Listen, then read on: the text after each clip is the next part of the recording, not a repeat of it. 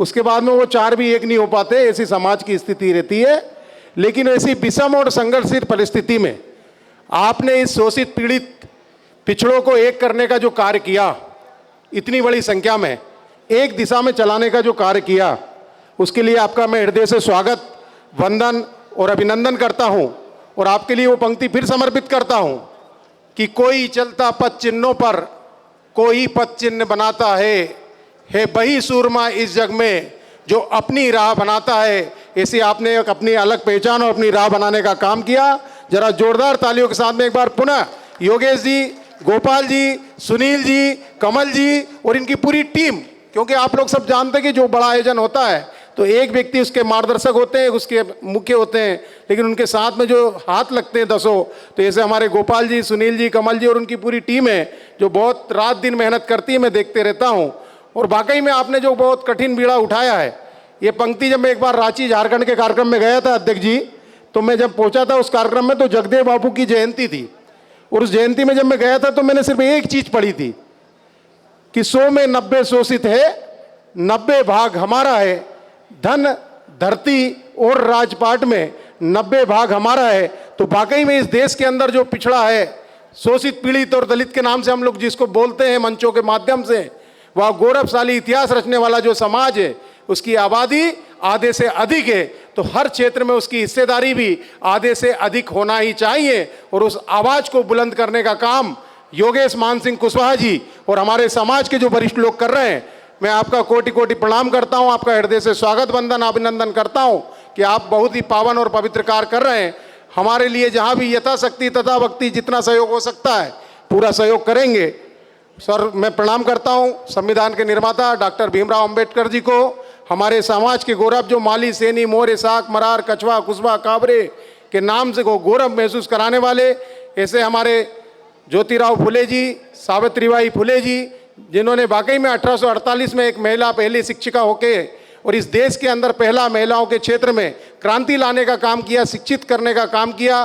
और उसी धारा को आगे बढ़ाने के लिए हमारी बहन दिल्ली से हमारे बीच में पधारी सीमा समृद्धि कुशवाहा जी, जो वाकई में उनके बाद में मैं देखता हूं कि एक महिलाओं में क्रांति लाने का अद्भुत और अनूठा जो कार्य किया जा रहा है। तो आपके लिए पंक्ति है कि लीक लीक गाड़ी चले और लीके ही चले कपूत और लीक छोड़ तीनों चले साधु सिंह सपूत। ऐसे साधु सिंह सपूत के रूप में हमारी कुशवाहा समाज की गौरव हमारी बहन सीमा समृद्धि कुशवाहा जी को मैं प्रणाम करता हूं। आपने इस हक और अधिकार को लेकर जो मंच पे आयोजन में मुझे सम्मान दिया, उसका लिए मैं आपका हृदय से स्वागत, वंदन और अभिनंदन करता हूं। और एक अंतिम बात कहकर मैं अपनी बात को समाप्त करूंगा कि हमारा धर्म और संस्कृति कितनी भी श्रेष्ठ क्यों ना हो, जब तक उनकी रक्षा के लिए हमारे पास आवश्यक शक्ति नहीं होगी तब तक हम जग में आदर के योग्य नहीं होंगे, हम शक्तिहीन हैं। इसी कारण हमारी धर्म और जाति उस दीनहीन दशा को पहुंचती हुई नजर आती है। हम पर जितने आक्रमण अत्याचार हुए हैं, आज जो हो रहे हैं या कल होने की संभावना है, उन सब का उत्तर सिर्फ और सिर्फ एक ही हो सकता है, हमको प्रचंड शक्तिशाली बनना पड़ेगा और वह शक्ति सिर्फ और सिर्फ समाज के माध्यम से प्राप्त हो सकती है, अन्य किसी मार्ग से इस शक्ति का निर्माण नहीं हो सकता है। यह बात मैं सतत अनवरत कहते आ रहा हूं। मैं माननीय स्वर्गीय बाबूलाल भानपुर जी को प्रणाम करता हूं, मैं स्वर्गीय श्री सुखलाल कुशवाहा जी को प्रणाम करता हूं, स्वर्गीय श्री लक्कीराम काबरे जी को प्रणाम करता हूं, जो वाकई में इस देश के पिछड़ों के नेता थे, जो समाज के नेता थे। मैं उन सबका हृदय से स्वागत, वंदन, अभिनंदन करता हूं। भाई साहब का वंदन अभिनंदन करता हूं कि उन्होंने समय रहते मुझे जागृत कर दिया कि अभी और भी वक्ता हैं और उनकी भी चिंता होनी है। तो आज के इस कार्यक्रम में आप लोग यहाँ पर पधारे, आपका सबसे का हृदय से स्वागत, वंदन, अभिनंदन। आपने जो मुझे सम्मान दिया उसके लिए मैं मंच और हमारे सारे समिति के सदस्य गणों का स्वागत, वंदन, अभिनंदन करता हूं। बहुत बहुत धन्यवाद, सबको प्रणाम। भारत माता की, भारत माता की, पिछड़ा वर्ग की, कुशवाहा समाज की। मेरा निवेदन है माननीय योगेश मान सिंह कुशवाहा जी से कि अब आप आए। जनता बहुत देर से मिस कर रही है आपको। अच्छा, एक और चीज़, आप सब लोग जो अभी तक बैठे हैं ना, आप लोग तारीफ के काबिल हैं। एक बार तालियां खुद के लिए हो जाएं, आप सब बहुत कमाल के हैं। चलिए संदेश। आज कुशवाहा महासंगम में दिल्ली से चलकर आई बड़ी बहन निर्भया केस के दोषियों को फांसी पे पहुंचाने वाली एडवोकेट सीमा समृद्धि कुशवाहा जी, हम सबके बीच सबलगढ़ से विधायक बड़े भाई बैजनाथ कुशवाहा जी, हम सबके बीच प्रांतीय कुशवाहा समाज मध्य प्रदेश के संरक्षक पूर्व प्रदेश अध्यक्ष आदरणीय नारायण सिंह कुशवाहा जी, भाजपा पिछड़ा वर्ग मोर्चा के पूर्व अध्यक्ष बड़े भाई आदरणीय भगत सिंह कुशवाहा जी, समाजवादी पार्टी के युवजन सभा के प्रदेश अध्यक्ष आदरणीय योगेंद्र कुशवाहा जी और सम्मानित मंच साथियों, मैंने आप सभी को एक संदेश दिया है, एक संदेश पूरे प्रांगण में बढ़वाया है। मेरा ये संदेश है, मैं आपको पढ़ के सुना देता हूँ। आदरणीय माताओं, बहनों, बुजुर्गों एवं मेरे स्वजाति बंधुओं, आप सभी को मेरा सादर प्रणाम। मैं प्रांतीय कुशवाहा समाज मध्य प्रदेश के प्रदेश अध्यक्ष होने के नाते यह संदेश देना चाहता हूं तथा आप लोगों से इसे अमल करने की प्रार्थना करता हूं।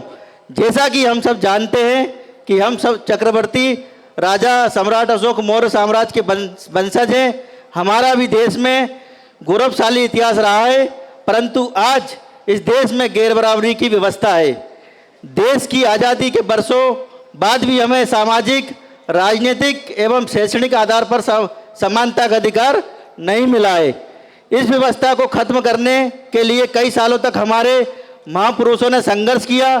इसमें मुख्य रूप से हमारे समाज के महामानव गौतम बुद्ध, चक्रवर्ती राजा सम्राट अशोक, महात्मा ज्योतिबा फुले, माता सावित्रीबाई फुले एवं संत महापुरुषों ने संघर्ष किया।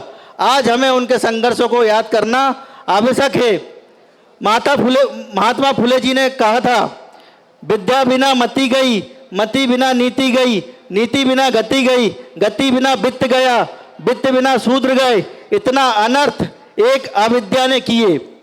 डॉक्टर बाबा साहब अंबेडकर जी ने महात्मा फुले जी को अपना गुरु मानकर उन्हीं के विचारों का समता, बंधुत्व एवं न्याय पर आधारित संविधान देश को सौंपा और कहा कि संविधान कितना भी अच्छा क्यों ना हो, अगर संविधान को चलाने वाले की नीयत ठीक नहीं हो तो देश के समाज को समता, बंधुत्वता एवं न्याय का अधिकार नहीं मिल सकता।